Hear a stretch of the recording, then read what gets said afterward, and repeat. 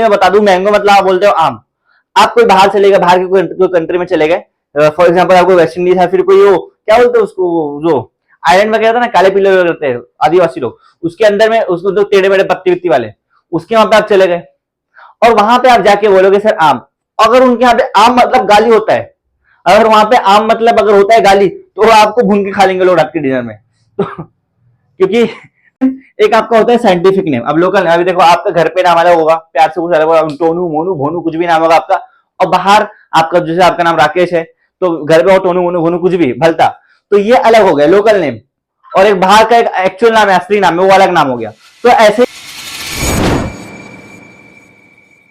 Hello hello hello hello, नमस्ते, आदाब, सत श्री अकाल, अस्सलाम वालेकुम, hey champ, this is Saif Zubair Khan, your host and faculty, welcoming you on this amazing platform of education academy. तो आज हम इस लेसन का चौथा लेक्चर स्टार्ट करेंगे, आप जिसमें हमने इस चैप्टर में ऑलरेडी 3 लेक्चर देख चुके हैं सर, जिसमें हमने सारी बेसिक चीज जो सिस्टमैटिक्स के रिलेटेड है देखा, जो कि हमने स्टार्ट करते फिर टेक्सोनॉमी कैटेगरीज भी देखा, उसके बाद हमने लास्ट लेक्चर में टेक्सोनॉमिक हायरार्की देखा। उस हायरार्की को याद करने के लिए एक शॉर्ट ट्रिक भी बताया था मैंने, होपफुली आप वो सारी लेक्चर सारी चीजें अच्छे से समझ के अपने दिलों में बिठा के अपने जहन में बिठा के वो सारी चीजें आ रहे होंगे, तो मैं मान के चलता हूँ आप वो सारी चीज आपको याद हो चुकी है।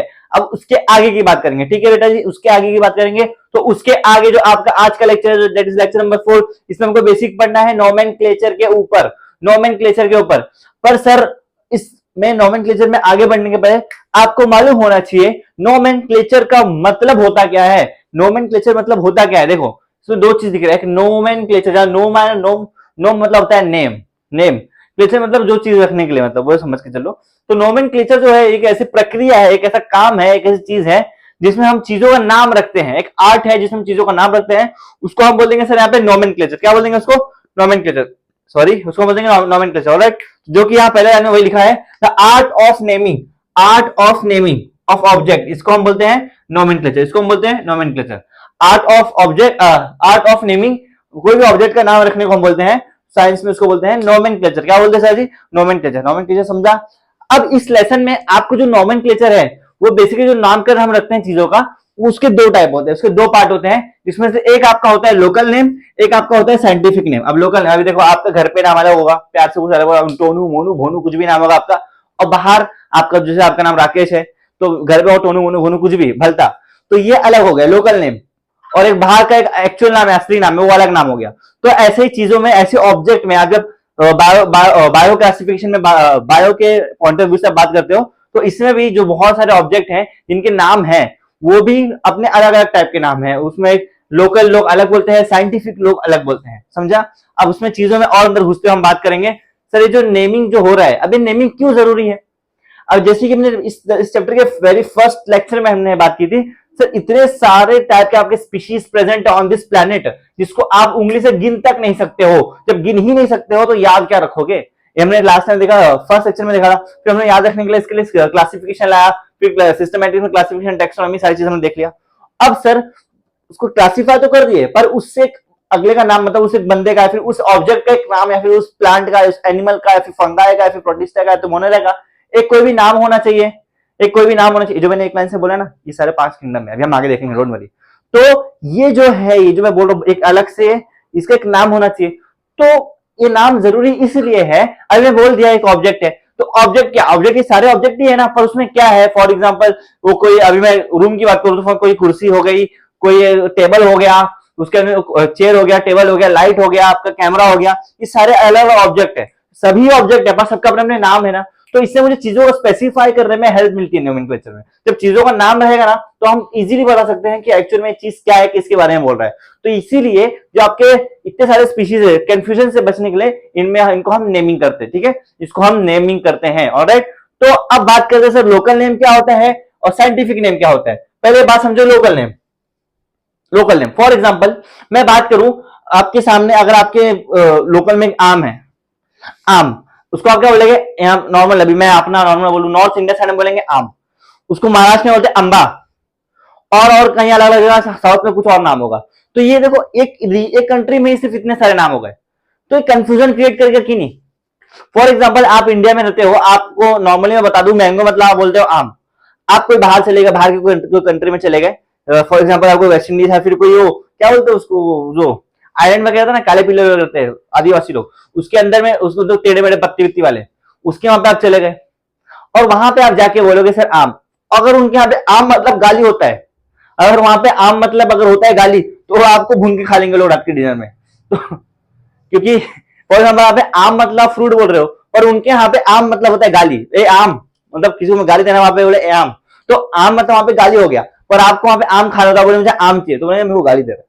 तो ये चीज हो गई ना, तो मतलब वहां पे उसको कुछ और बोलते हैं, जो आप जिसको आप यहाँ पे आम बोल रहे हो, उसको आम को वहां पे कुछ और बोलते हैं। तो फॉर एग्जाम्पल दिया मैंने ऐसी।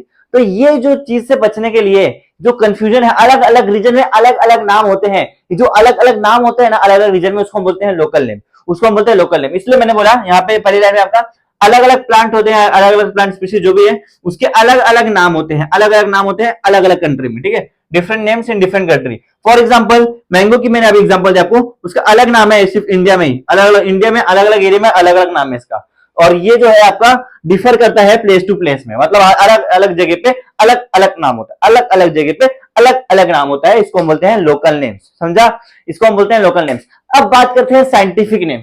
अब सर साइंटिफिक नेम क्या होता है? साइंटिफिक नेम जो होता है ना, देखो अब जब चीजें में इतनी सारी मुझे कंफ्यूजन हो गई, यहाँ कुछ और बोल रहा है, कोई कुछ बोल रहा है, कोई कुछ बोल रहा है, एक ही ऑब्जेक्ट के 10-10 नाम है, तो इस सारी कंफ्यूजन से बचने के लिए एक साइंटिफिक नाम होता है जिसको हर कोई जानेगा। साइंटिफिक एक नाम होता है, वो हर जगह कॉमन रहेगा, उसको हर जगह उसी नाम से साइंटिफिक तरीके से उसको उसी नाम से जाना जाएगा, और ये सारी कंफ्यूजन से बचने के लिए हमको बहुत कारगर साबित होता है। वो मैंने पहले लाइन में लिखा, जो हमको डिफिकल्टीज फेस करनी पड़ी थी कॉमन नेम की वजह से, वो उसको एलिमिनेट कर दिया गया साइंटिफिक नेम से, मतलब उसको रिमूव कर दिया गया, उसको रिमूव कर दिया गया, समझा।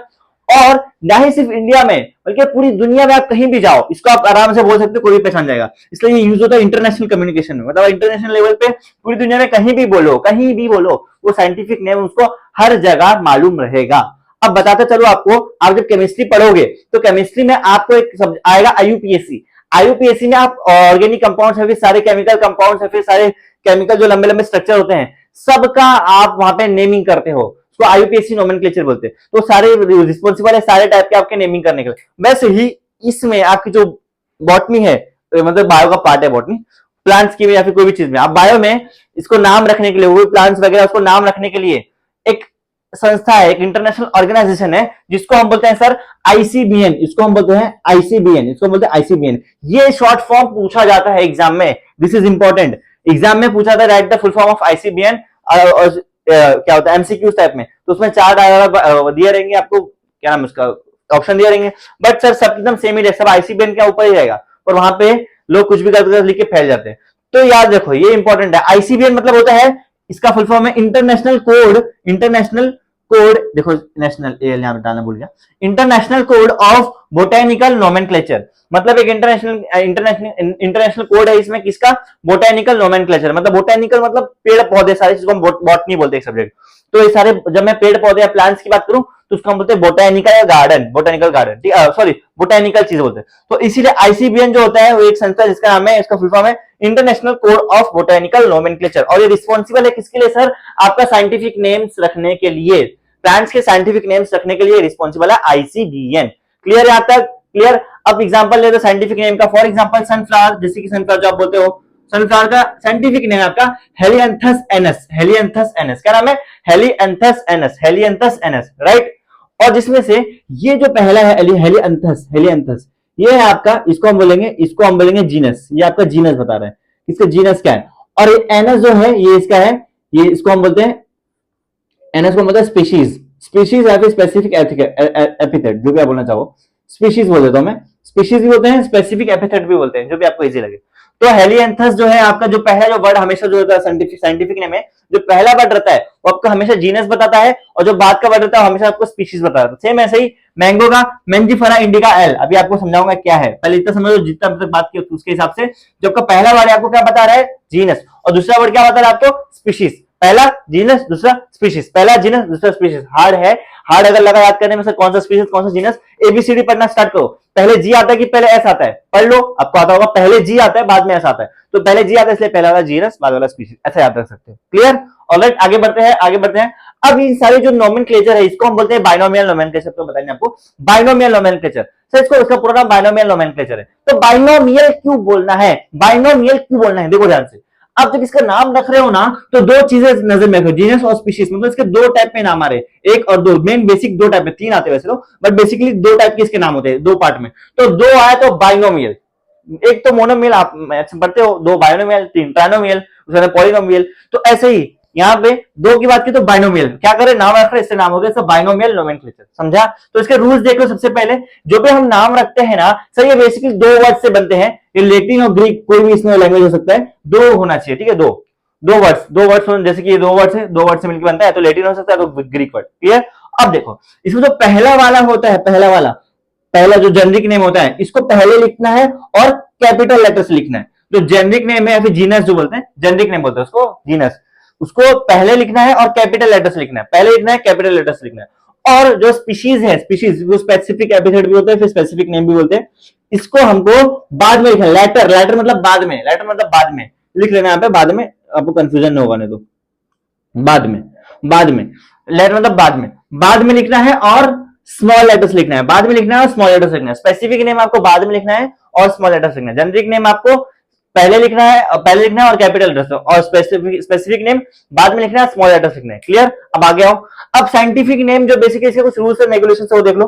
जो साइंटिफिक नेम जो है ना सर, ये आप अगर इसको लिख रहे हो अपने हाथ से तो इसको अंडरलाइन करना होता है सेपरेटली, जैसे कि ये लिखा है मेंजिफेरा इंडिका, एल, इसको मेंजिफेरा को अलग, इंडिका को अलग, ऐसे अंडरलाइन करना होता है, ठीक है, ऐसे अंडरलाइन करना। अगर ये हाथ से लिखा है तो, इफ रिटन, हाथ से लिखा है तो, पर अगर प्रिंटेड है, अगर ये प्रिंटेड है तो ये इटैलिक्स फॉन्ट में प्रिंट होना चाहिए। इटैलिक्स फॉन्ट जैसे कि अगर मैं नोमेनक्लेचर इटैलिक में लिखूं तो ऐसा रहता है, ऐसे टेढ़े में रहता है, ऐसा टेढ़े में, पता नहीं मैं लिख पाया कि नहीं, ठीक है, ट्राई किया मैंने, ऐसा टेढ़े में रहती है फॉन्ट, आप जानते होगे, मतलब मेरे से अच्छे जानते होगे आप ये सब। तो इसको बोलते हैं इटैलिक फॉन्ट, मतलब अगर हाथ से लिखा होगा तो अंडरलाइन करना है सेपरेटली, और अगर प्रिंटेड है सर तब इसको इटैलिक्स फॉन्ट में लिखना है, इटैलिक्स फॉन्ट में प्रिंट करना है, ठीक है। अभी जो आपका जेनरिक का स्पेसिफिक नेम होता है, इसमें कम से कम 3 लेटर होना ही चाहिए और ज्यादा से ज्यादा 13 लेटर, कम से कम 3 लेटर और ज्यादा से ज्यादा 13 लेटर, 3 से 13 के बीच में होना चाहिए, कम से कम 3 लेटर और ज्यादा से ज्यादा 13 लेटर के बीच में ही इस जेनरिक और स्पेसिफिक नेम होने चाहिए। डन। अब देखो इसमें जब मैं मेंजिफेरा इंडिका लिखता हूं, मेंजिफेरा इंडिका एल, मेंजिफेरा समझा क्या है सर, मेंजिफेरा है आपका जीनस और इंडिका आपका क्या है, स्पीशीज। तो एल क्या है, ये एल जो होता है ना, ये बेसिकली फाउंडर होता है, जो उसको फाउंड किया है, जिसका नाम उसने डिस्कवर किया है, तो इसको जो उसका नाम का जो पहला अल्फाबेट होता है उसको आप लिखना होता है। जैसे उनको जो मेंजिफेरा इंडिका एल, इसको डिस्कवर करने वाले का नाम था सर, साइंटिस्ट कार्ल लिनियस। तो लिनियस का जो एल है, एल, इसको हमको यहाँ पे उनको ऑनर करते हुए यहाँ पे लगाना होता है, समझा, फिर कंप्लीट होता है यहाँ पे। तो इसको कोई एल भी रहता है, कहीं पे लिन रहता है, LIN भी रहेगा, LINN रहता है, तो कंफ्यूज नहीं होना, एल भी रहता है, लिन भी रहता है, तो कंफ्यूज नहीं होना, समझा। तो जो एल है इसका मतलब जो फाउंडर है उसका नाम है।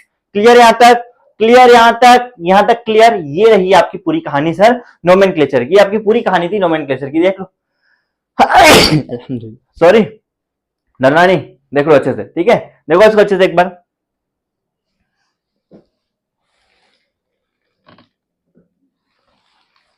इजी है। अब देखो, अब जैसे कि हमने लास्ट टाइम देखा था, हमने चीजों को क्लासिफाई करना होता है, तो जब हमने लास्ट टाइम टैक्सोनॉमिक कैटेगरी देखी, हायरार्की देखी, चीजों को अलग अलग कर दिया, पर उसमें भी ऐसी बहुत सारी चीजें हैं जो लैग कर रही थी, जो बहुत सारे अलग अलग जो डिफरेंट कैरेक्टर्स हैं उसके अंदर, पर उसको एक साथ रखा हुआ था, तो ये क्लासिफिकेशन के लिए अच्छा नहीं होता। उसमें कुछ डिसिमिलरिटी है उसको हटाना है, सिमिलरिटी उसको एक साथ लाना है, तो उसको और अच्छे से वेरीफाई करने के लिए और अच्छे से क्लैरिफाई करने के लिए आपके आगे एक साइंटिस्ट हैं जिनका नाम है सर R.H. वाइटेकर। इन्होंने साल 1969 में हमको दिए 5 मोस्ट इंपोर्टेंट किंगडम्स जो आपके टिल डेट यूज होते हैं फॉर द बायोलॉजिकल क्लासिफिकेशन। आपको क्लासिफिकेशन जब भी करना होता है पूरे, चाहे वो एनिमल है, चाहे वो प्लांट है, चाहे वो फंगस है, चाहे वो छोटे माइक्रो ऑर्गेनिजम्स है, हर चीज का जब आपको क्लासिफिकेशन करना होता है तो वहां पे इनका ये 5 किंगडम आपका यहाँ पे काम होता है। 5 किंगडम क्लासिफिकेशन का बहुत यूज होता है। तो इन्होंने 5 किंगडम में क्या क्या दिया है सर, एक पहला किंगडम जो है मोनेरा, एक है आपका प्रोटिस्टा, एक है आपका प्लांटे, एक है फंजाई, एक है एनिमिलिया, समझा। कौन कौन सा, Monera, protista, Plantae, fungi, Monera, protista, Plantae, fungi, Animalia. अब इसमें क्या होता है मोनेरा, क्या होता है प्रोटिस्टा, क्या होता है प्लांटे, क्या होता है फंजाई, क्या होता है एनिमल, ये सब जानेंगे हम आगे आने वाले अपकमिंग लेक्चर्स में। ऑलराइट, तो बने रहिए, आगे आने वाले जो फर्दर अपकमिंग लेक्चर्स है इन पांचों किंगडम को देखते हुए आपका इस लेसन को हम सक्सेसफुली समाप्त करेंगे। ऑलराइट, तो आज के लेक्चर में बेसिक हमारा मेन क्या देखे हमने सर, हमने देखा मेन नोमेनक्लेचर के ऊपर, नोमेनक्लेचर देखे होता क्या है, कितने टाइप के नेम्स होते हैं उसको अच्छे से देख लिया। उसके बाद हमने एग्जांपल देख लिया साइंटिफिक नेम्स का, उसका इसका रूल्स देखे कैसे इसको लिखना होता है, और उसके बाद में 5 किंगडम्स की बात की है। ऑलराइट, डन यहां तक, तो आज के लिए इतना रखेंगे। पर उसके पहले इसमें आपको कुछ भी डाउट वगैरह है तो कमेंट सेक्शन आपके लिए ओपन है, आप वहां पे अपनी कमेंट वगैरह डाल सकते हो। इन केस आपको कोई भी एक पार्ट में डाउट है तो उसका फोटो क्लिक करके मेरे इंस्टा हैंडल पे भेज सकते हो, हम वहां पे आपके डाउट बेसिकली क्लियर कर देंगे। ठीक है, ऑलराइट, तो आज के लिए इतना रखेंगे। That's it for today. और एक बात और, इसको आप अपने हाथ से लिखो, अपने हाथ से लिखो, आई रिपीट, अपने हाथ से लिखो। उसके बाद इसको टेक्स्ट बुक में रीड करना, मस्ट मस्ट रीड कर लेना एक बार, यहां से पढ़ने के बाद में एक बार से टेक्स्ट बुक में नजर फिराने का। ठीक है, ऑलराइट, तो चलेगा, आज के लिए इतना रखेंगे। That's it for today. Thank you for watching the lecture. This is official sign off for my faculty. Keep learning, keep growing. Thank you.